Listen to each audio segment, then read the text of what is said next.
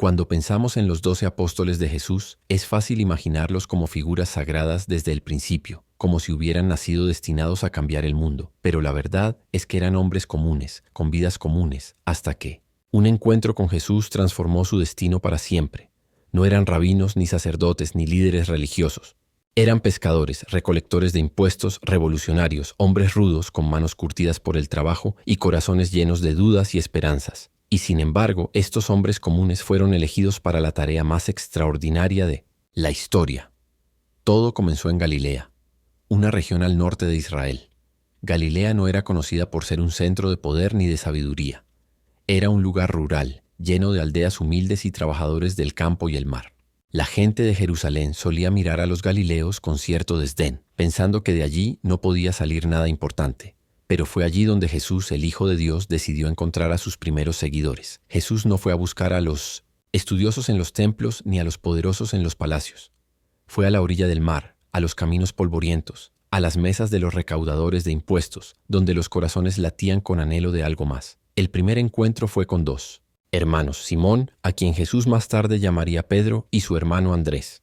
Eran pescadores. No te imagines a pescadores elegantes en barcos de lujo. Eran hombres que pasaban la noche entera lanzando redes, luchando contra el frío, el cansancio y, a veces, la frustración de volver a casa con las manos vacías. Una mañana, mientras estaban en la orilla limpiando sus redes después de una noche sin éxito, Jesús se acercó. «Síganme, y los haré pescadores de hombres». Mateo 4:19. Sin dudarlo, dejaron sus redes, sus barcas, sus medios de vida, y lo siguieron. Así de poderoso fue el llamado de Jesús. Pedro, impulsivo y valiente, no sabía que un día se convertiría en la roca sobre la que Jesús edificaría su iglesia.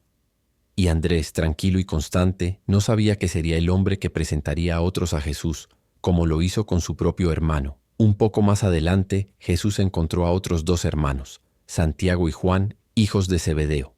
También eran pescadores, y estaban con su padre en la barca reparando las redes. Jesús los llamó, y al instante dejaron a su padre y lo siguieron. Estos dos hermanos no eran cualquier pareja de pescadores.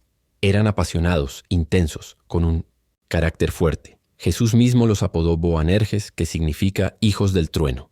Juan, que más tarde sería conocido como el apóstol del amor, comenzó su camino como un hombre de fuego, dispuesto a pedir que cayera fuego del cielo sobre quienes no recibían a Jesús. Pero el tiempo con el Maestro suavizaría su corazón. Santiago, su hermano, sería el primer apóstol en dar su vida por la fe. Jesús no solo llamó a pescadores. Su siguiente discípulo fue un hombre odiado por su propio pueblo, Mateo, el recaudador de impuestos. En ese tiempo, los recaudadores de impuestos eran vistos como traidores. Trabajaban para el Imperio Romano, recaudando dinero de su propia gente y a menudo cobrando de más para enriquecerse.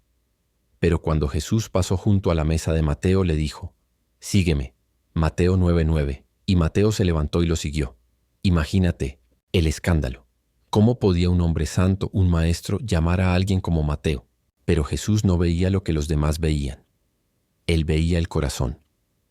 Mateo no solo dejó su vida de recaudador, más tarde escribiría el Evangelio que lleva su nombre, testificando del Mesías al que había decidido seguir. Un grupo diverso, un propósito común. Los demás apóstoles fueron llamados en circunstancias similares.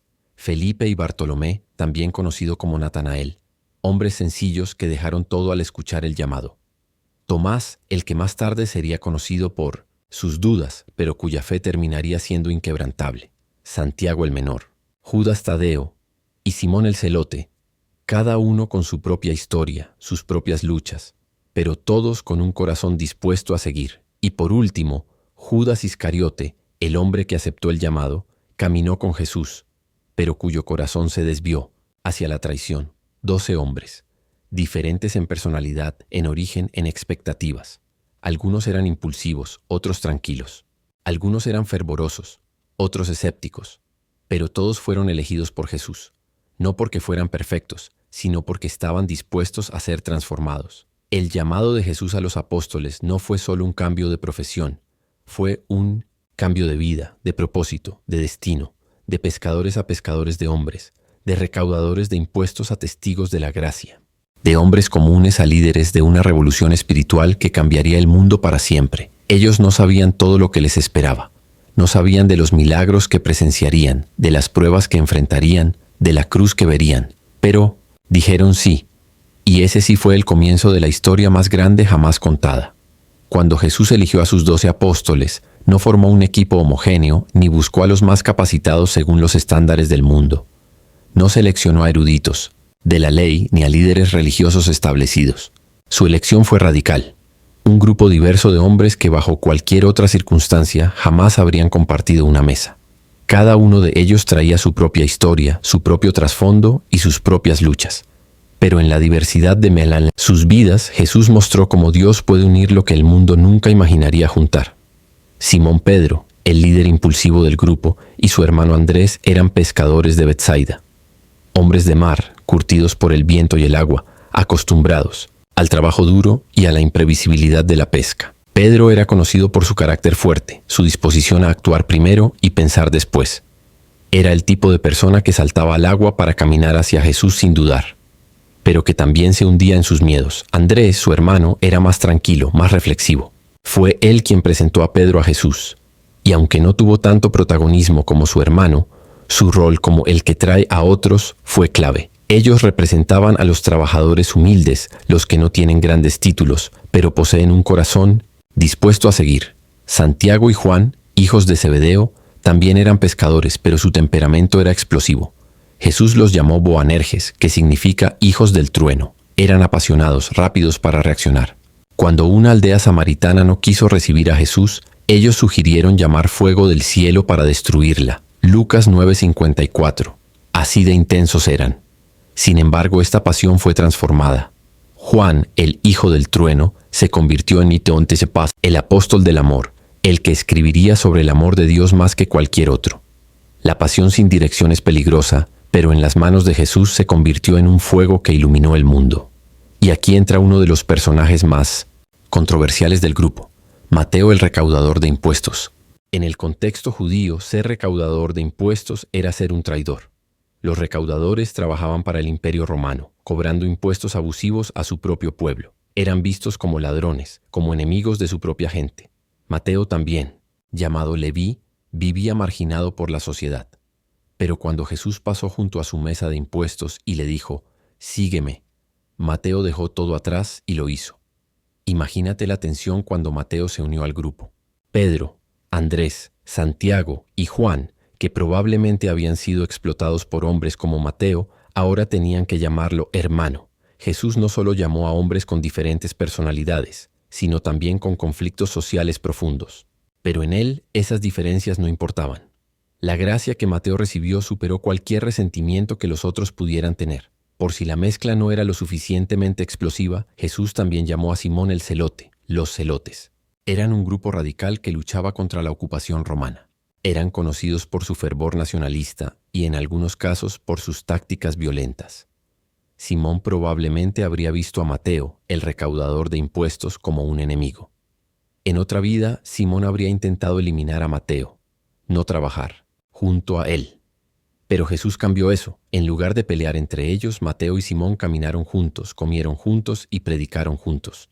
El amor y la misión de Jesús eran más grandes que cualquier diferencia política o social. Tomás, a menudo recordado como el incrédulo, era un hombre que necesitaba pruebas. Quería ver para creer. Cuando Jesús resucitó, Tomás no. Creyó hasta meter sus dedos en las heridas del Maestro. Juan 20, 24, 29. Pero reducir a Tomás a su duda sería injusto. También era valiente. Cuando Jesús decidió ir a Judea, donde lo querían matar, Tomás dijo, «Vayamos también nosotros, para morir con él». Juan 11, 16. Tomás representan a aquellos que luchan con su fe, que necesitan respuestas, pero que cuando creen se entregan por completo. La tradición dice que Tomás llevó el Evangelio hasta la India, donde murió como mártir por su fe. Felipe fue uno de los primeros en ser llamado, y lo primero que hizo fue buscar a su amigo Natanael, también conocido como Bartolomé, y decirle, «Hemos encontrado al Mesías». Juan 1:45. Bartolomé era escéptico al principio. ¿De Nazaret puede salir algo bueno?, preguntó, dudando de que algo importante pudiera venir de un lugar tan insignificante. Pero cuando conoció a Jesús, su duda se transformó en fe. Felipe y Bartolomé representan a aquellos que buscan la verdad y están dispuestos a compartirla una vez que la encuentran. No todos los apóstoles fueron figuras prominentes.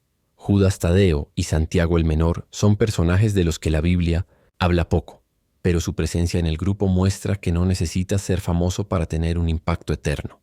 Judas Tadeo es conocido por su pregunta a Jesús en la última cena: Señor, ¿por qué te vas a manifestar a nosotros y no al mundo?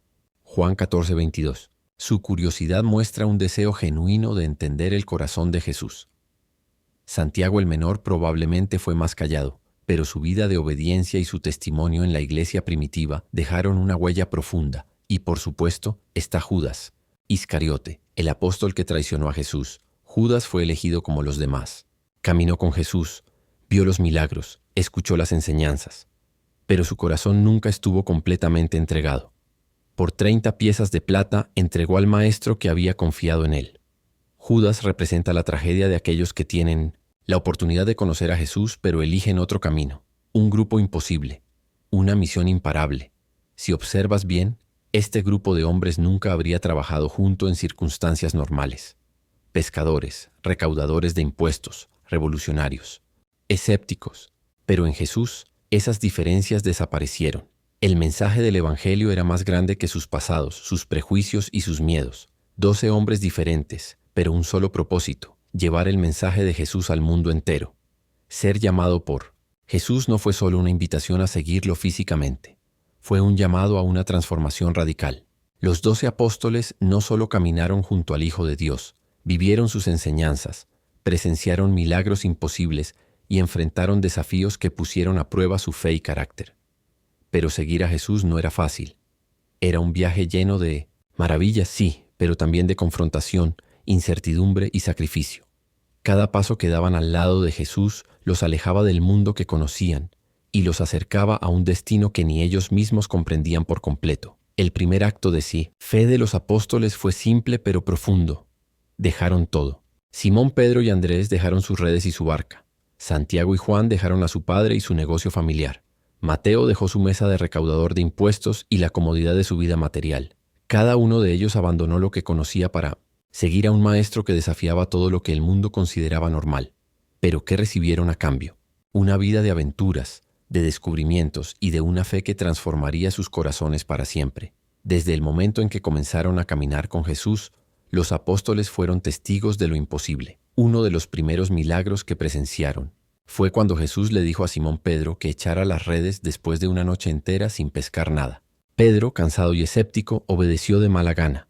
Pero cuando las redes se llenaron tanto que comenzaron a romperse, Pedro cayó de rodillas y dijo: «Apártate de mí, Señor, porque soy un hombre pecador».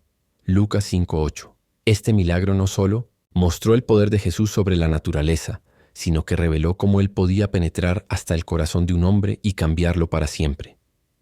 Los apóstoles también vieron a Jesús sanar a los ciegos, hacer que los cojos caminaran y que los leprosos fueran limpios. Vieron cómo con una simple palabra los demonios huían, gritando y reconociendo la autoridad del Hijo de Dios. Imagínate estar allí cuando Jesús tocó al ciego Bartimeo y éste abrió los ojos, o cuando el paralítico descendido por el techo se levantó y caminó frente a todos.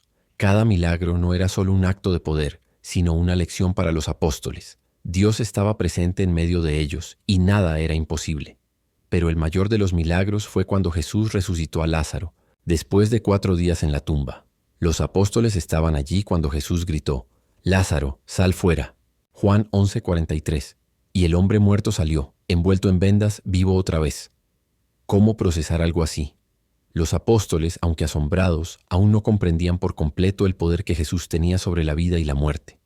Pero ese momento sería clave para lo que vendría más adelante. Mientras presenciaban milagros, los apóstoles también escuchaban enseñanzas que desafiaban todo lo que creían saber. Jesús les enseñó cosas que chocaban contra la lógica humana. Bienaventurados los pobres en espíritu, porque de ellos es el reino de los cielos. Mateo 5:3. Amad a vuestros enemigos y orad por los que os persiguen. Mateo 5:44. No os afanéis por vuestra vida. Mirad las aves del cielo. Mateo 6:25-26. Estas no eran simples palabras, eran desafíos directos a cómo vivían, cómo pensaban y cómo veían el mundo. Jesús enseñaba en parábolas historias sencillas que escondían verdades profundas. El sembrador, que mostraba cómo la palabra de Dios cae en diferentes tipos de corazones. el hijo pródigo que revelaba la misericordia del Padre para con los que se arrepienten, la oveja perdida que ilustraba el amor incansable de Dios por cada alma. Los apóstoles escuchaban, pero muchas veces no entendían. A menudo Jesús tenía que explicarles en privado lo que significaban las parábolas. Ellos estaban aprendiendo que el reino de Dios no era de este mundo, y que las verdaderas batallas no se peleaban con espadas, sino con fe, amor y sacrificio. Pero no todo era asombro y maravilla. Seguir a Jesús también significaba enfrentar pruebas que pondrían en jaque su fe y su compromiso. Una noche, mientras cruzaban el mar de Galilea, una tormenta feroz los golpeó. Las olas azotaban la barca y el viento rugía. Los apóstoles, muchos de ellos pescadores experimentados, entraron en pánico. Desesperados lo despertaron. «Señor, sálvanos, que perecemos». Mateo 8:25. Jesús se levantó, miró la tormenta y dijo: «Calla, enmudece». Al instante el viento cesó y el mar se calmó. Luego los miró y les dijo: «¿Por qué teméis, hombres de poca fe?». Este momento les enseñó que incluso en medio del caos, Jesús tiene el control absoluto. No todos recibían a Jesús con brazos abiertos. En su propia tierra, Nazaret, la gente lo rechazó. En Samaria, algunos pueblos no querían saber nada de él. Los apóstoles aprendieron que seguir a Jesús significaba ser rechazado, ridiculizado y perseguido. Pero también vieron que el amor de Jesús era más grande que cualquier rechazo. Uno de los momentos más impactantes fue cuando Jesús les dijo: «Si alguno quiere venir en pos de mí, niéguese a sí mismo, tome su cruz y sígame». Mateo 16:24. Tomar la cruz no era una metáfora ligera. La cruz era un símbolo de muerte. Jesús les estaba diciendo que seguirlo significaba estar dispuestos a morir. Esto no era lo que esperaban. Ellos creían que Jesús vendría a establecer un reino terrenal, a derrocar a Roma y restaurar a Israel. Pero Jesús les hablaba de un reino espiritual, de sacrificio, de amor radical. A través de los milagros, las enseñanzas y las pruebas, los apóstoles estaban siendo moldeados. Jesús no solo estaba formando seguidores, estaba forjando líderes. Hombres que antes temían las tormentas, ahora aprenderían a caminar sobre las aguas de la fe. Hombres que antes discutían por quién era el mayor, aprenderían a servir a los demás con humildad. Hombres que antes buscaban poder, entenderían que el verdadero poder está en el sacrificio. Cada paso con Jesús los preparaba para el día en que tendrían que llevar su mensaje al mundo. Pero antes de eso, tendrían que enfrentar su prueba más grande. La historia de los 12 apóstoles llegó a su punto más tenso y emotivo en aquella noche que sería recordada para siempre, la última cena. Lo que comenzó como una comida de celebración entre amigos y discípulos se transformó en un escenario de revelaciones, promesas de lealtad y la traición que cambiaría el rumbo de la historia. Esta cena no fue solo un evento final antes de la crucifixión de Jesús. Fue el momento en que el corazón de cada apóstol fue puesto a prueba. La ciudad de Jerusalén estaba llena de peregrinos que habían llegado para celebrar la Pascua, la fiesta más importante para el pueblo judío. La Pascua conmemoraba la liberación de Israel de la esclavitud en Egipto, cuando Dios, a través de Moisés, sacó a su pueblo con mano poderosa. Jesús y sus apóstoles llegaron a Jerusalén en medio de este ambiente de celebración, pero Jesús sabía que esta Pascua sería diferente. Él era el Cordero que sería sacrificado. Los apóstoles, sin embargo, aún no comprendían completamente lo que estaba por venir. Aunque Jesús les había hablado varias veces sobre su muerte, la idea de que su maestro sería arrestado y crucificado les resultaba inconcebible. Jesús envió a Pedro y Juan a preparar el lugar para la cena. Les dio instrucciones específicas. Entren en la ciudad y encontrarán a un hombre llevando un cántaro de agua. Síganlo hasta la casa donde entre. Lucas 22:10. Y hasta aquí el final de la primera parte del relato de Jesús y los 12 apóstoles. Síguenos para la segunda parte y más videos. Esta historia continuará.